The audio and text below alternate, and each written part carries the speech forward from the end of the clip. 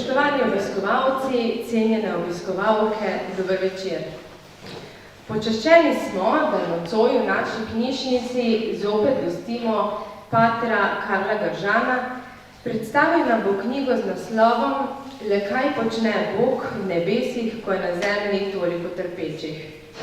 Karel Gržan, rojen v Celju, je magister teologije in doktor znanosti z področja literarnih ved. Pri 18 je vstopil v red bratov kapucinov, ker je verjel v izročilo svetega Frančiška in želel svoje življenje posvetiti razdajanju revnim in nemočnim. Kot duhovnik in kaplan v več župnijah na širšem Štajerskem je odgovarjal na stiske časa in ljudi, ki so vstopili v njegovo življenje.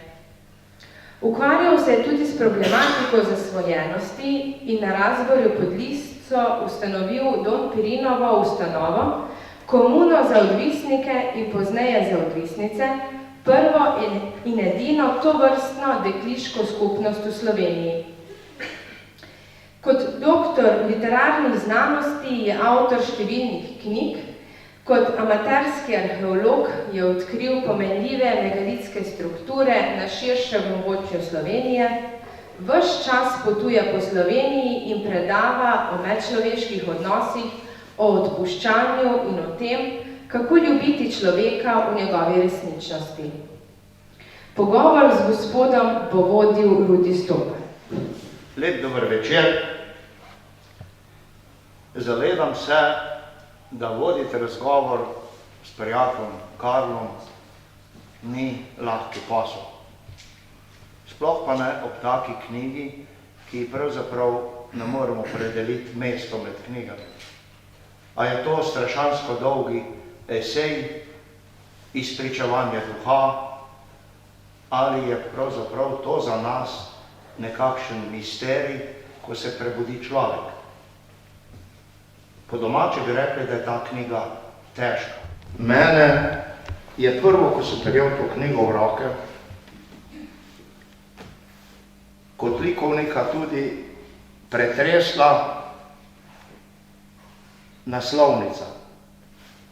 Namreč na naslovnici je Pieta, Matere Božje in Jezusa, ki mu iz zapestja vodijo žile oziroma cevi s krvjo nekam navzgor in se vpraša, v podobi tvoje knjige, tvojih razmišljanj, je to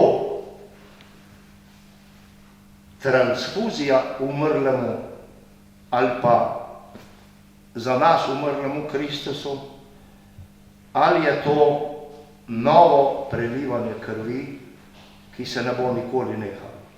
Najprej dober večer. Ja, naslovnica je zanimiva, ne? Prvič sem doživel, da ko dodaš tekst in pripeljejo tega, ki bo določil oziroma pripravil naslovnico, da želi sestanek, seveda po tistem, ko je prebral knjigo in da predloge in potem zelo, bi rekel, zelo profesionalno je bilo vse skupaj, ne? In ko mi je dal pokazal to naslovnico, me je dobesedno šokiralo, ne? Potem pa sem vprašal par ljudi, kaj vidijo v njej, in vsak je videl nekaj drugega, ne? In to mi je bilo všeč, ne? Kaj jaz vidim? Jaz vidim v tej Pieta, se poznate, ne, te ljudske pripovedi, Jezus pa svet Peter potujeta recimo po Gorjancih ali pa tudi po drugih področjih naše lepe domovine in kot berača, ne, in trkata na vrata in tisti, ki odpre vrata, beraču sprejme pod svojo streho samega Kristusa, ne. Jezus tu predstavlja vsaj zame trpečega človeka, ne. In te infuzije,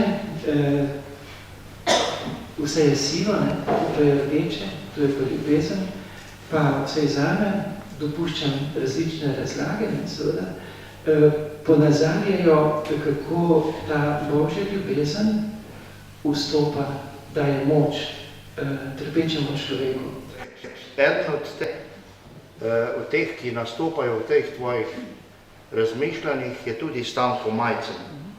Jaz imam srečo, da sem tisti tvoj doktorsko dizertacijo iz Stanka Majcena videl, iz Debu Špeh, ki si mi ga takrat dal brati. Jaz bi te zato to spraševal, ker verjamem, da so zelo redki Slovenci, ki Stanka Majcena sploh poznajo. In ki je bil tudi zato velik mož, ker je enostavno bil in dajal, pa pravzaprav nič dobil nazaj, pa zato ni bil žalosten, pravzaprav še vesel, ker je čutil, da se je izpraznil pred ljudmi in kolikor jih je njegovega nauka, njegovih stvari so zapomnili, so morda srečnejše živeli naprej.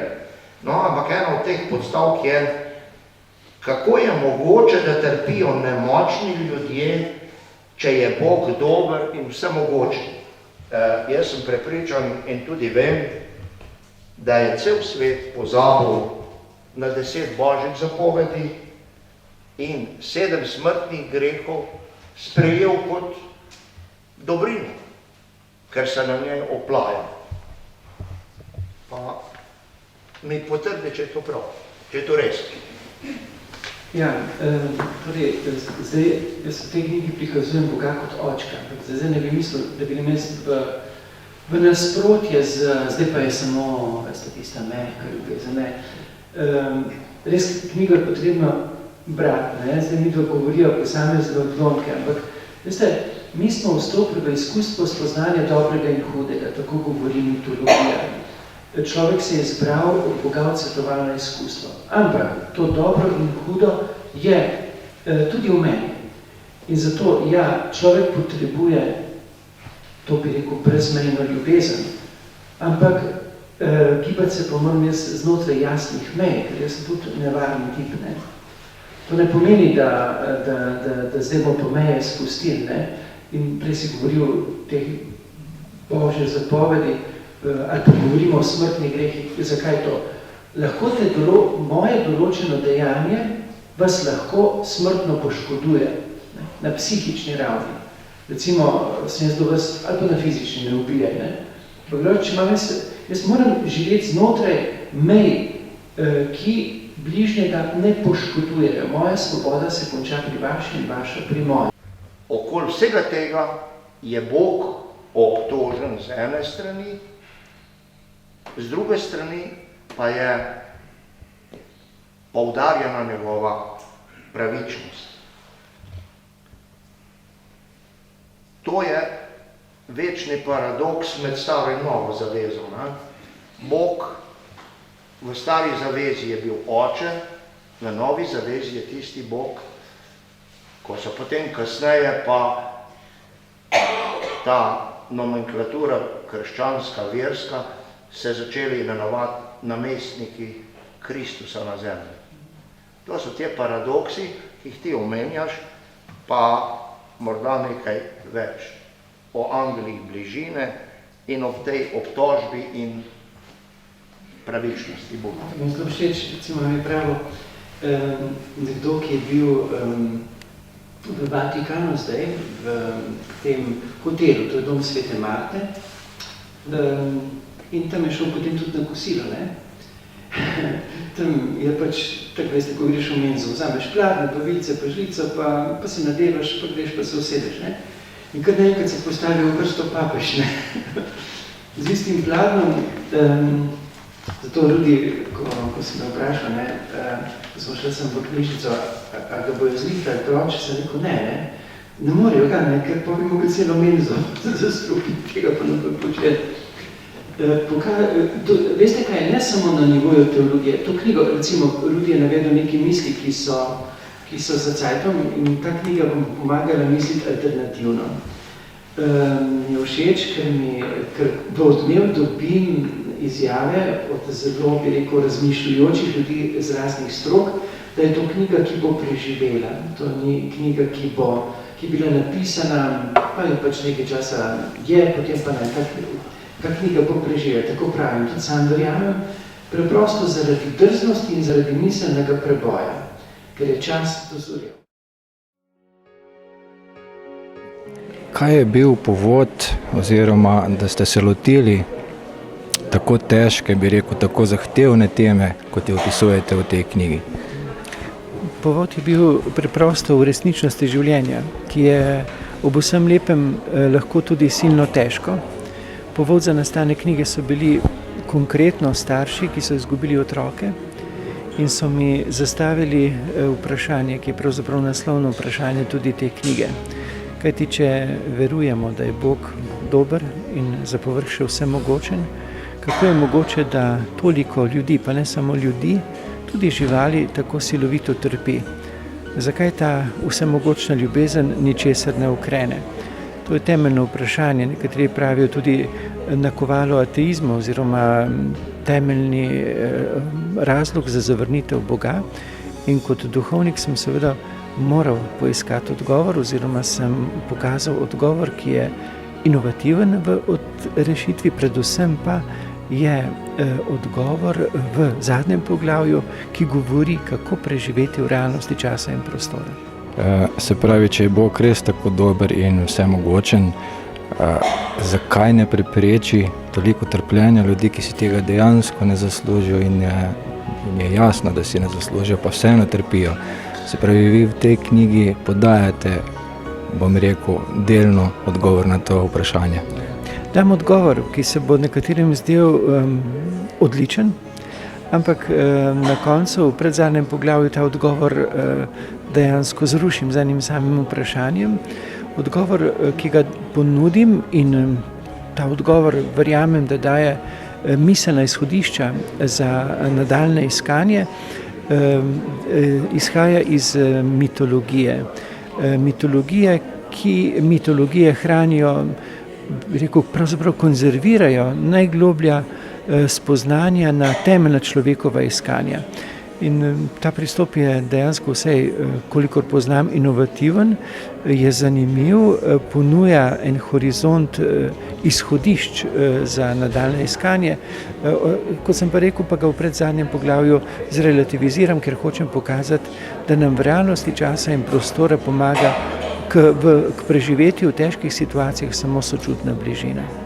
V tako imenovanem sodobnem času, ko izginejo tako moralne, kakor tudi duhovne vrednote, vsaj zdi se tako, je vse težje ohraniti nekako pozitivno razmišljanje. Kaj svetujete v ta namen? Druži se s pozitivnimi ljudmi. Ljudje so od nekdaj v realnosti življenja iskali to, kar jih svetli, kar svetli misel, kar svetli dušo, kar svetli duhovno razsežnost človeka. Na vsakem izmed nas je, ali bomo osredotočili misel na to, kar ni, na to, kar je dejansko na nek način razlog lahko tesnobnih čutenj, ali pa bomo zavestno iskali pozitivno. Gre za zavestno odločitev, ne? Preprosto, jaz verjamem, da ima človek pravico, celo dolžnost, da si poišče najboljše knjige, ne? Saj smo v knjižnici, da bere pozitivno, osredotoča misel na pozitivno, da gleda najbolj pozitivne oddaje, predvsem pa, da se druži z pozitivnimi živimi blažinami. Pa naj bo to živali, naj bo to ljudje, naj bo to Bog, naj bo to karkoli je v utripu življenja ob človeku in mu lahko povrne oziroma doda moči, ki so potrebne, da preživimo tudi zimo. To pomeni tudi tista čutenja, ki niso lahka.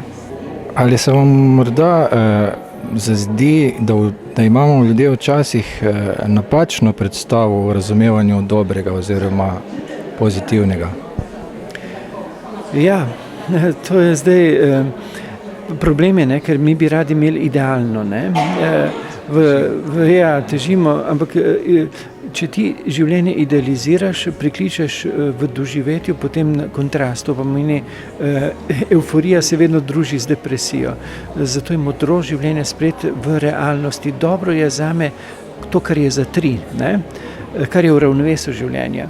Jaz osebno se bojim počutij, ki so, kot rečemo, odlična, super, ne? Ker ta počutja bojo priklicala kontrast. Že Buda je rekel, struna ne sme biti na instrumentu ne prenapeta, ne ohlapna, ampak mora biti uglašena prav, za trojko. 3 je dobro, ne? Kar je več od tega je nevarno, da prikliče to, kar je manj od tega. Zame je, kot rečem, kako si dobro, mislim, da sem za 3. Več niti ne želim, ker se bojim počuti za 2, tistih za negativno pa sploh ne obvladam. Zdaj za konec samo še eno vprašanje. Se pravi, kakšni so odmevi na vašo knjigo, ki ste jo že predstavili, že zunaj, in ali vas je morda kdo s svojim mnenjem o napisanem še posebej presenetil? Ja, presenetili so me moji sobratje, predvsem pa škof, ne, jaz mislim, da bo začel zbirati malce dračja, ne, ker v bistvu so določene misli inovativne, nekatere celo drzne, ampak se mi je tako škof zahvalil in predvsem je knjiga zbudila vsaj zame presenetljivo pozornost, sicer pa se loteva temeljnega vprašanja. Namreč, kot sem rekel že na začetku, ob vsem lepem, kar doživljamo, vsi tudi silovito trpimo. In takrat dejansko potrebujemo odgovor. In ta knjiga, če bo dala kakšen odgovor, temeljni odgovor je to tisti, ko vam je hudo, se ne osamite. Da preživimo, potrebujemo moč sočutja.